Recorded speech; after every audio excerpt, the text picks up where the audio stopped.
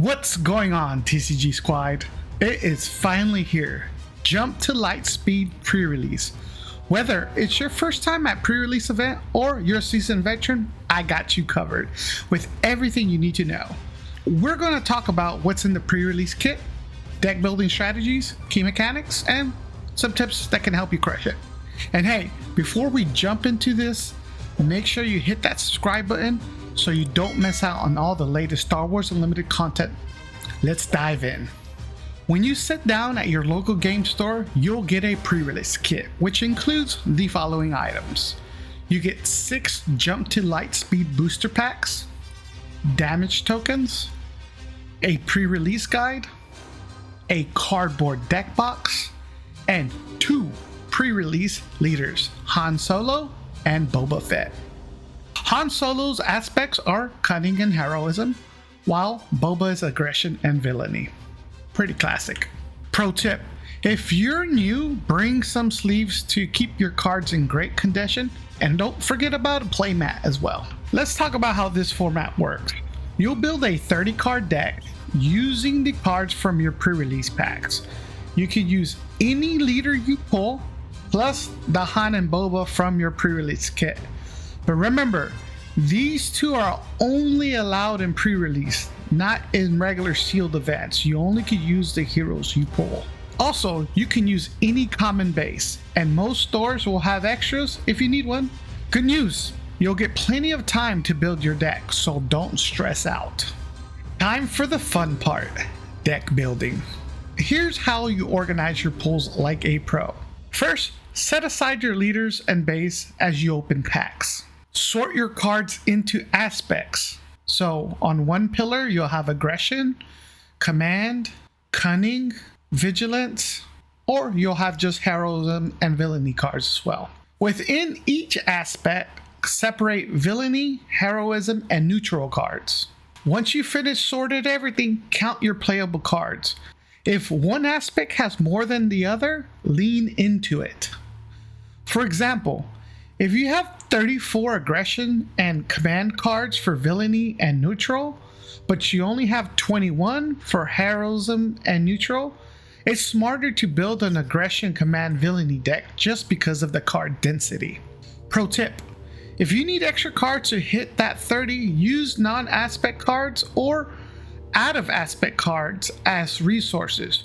Don't force bad cards into the deck. Those will always be resource. If you're enjoying this breakdown, smash that like button and subscribe. It helps the channel out and keeps you looped in for more Star Wars Unlimited content. Now, your leader choice can make or break your pre-release deck. Picking your leader is extremely important. You want to pick a leader that doesn't rely on synergy, generally. For example, Piet wants a lot of capital ships, but if you don't pull any, he's useless. His ability won't help you. Some better choices could be maybe Captain Phasma. She deploys at 5 resources and has solid 4 and 6 stats, which is pretty good. Darth Vader, on the other hand, his action lets you create a TIE Fighter token if you attacked with the vehicle. Well, guess what? Since this is Jump to Lightspeed, it's all about ships, so that's an easy way to pull off that ability. Remember, check your pull for synergy, but do not rely on it. Let's talk about what makes a strong deck in sealed. Removal is king.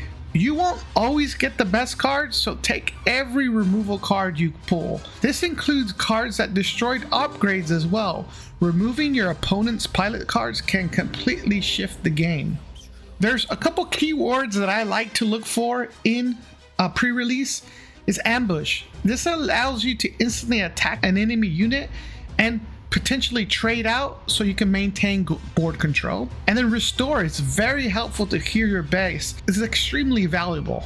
Now, when it comes to rare and legendary cards, some are absolute bombs, so check your rares. Even if they seem expensive, they can win you the game.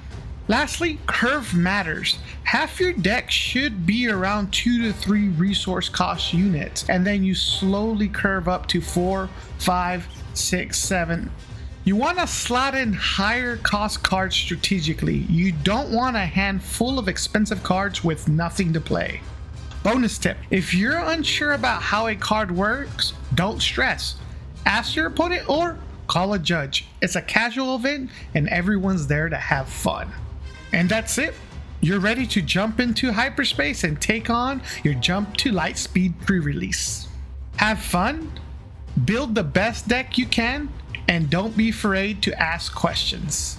If you found this guide helpful, hit that subscribe button so you never miss a Star Wars Unlimited update.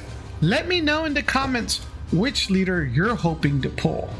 That's all for now. May the Force be with you, and I'll see you at pre-release. Peace.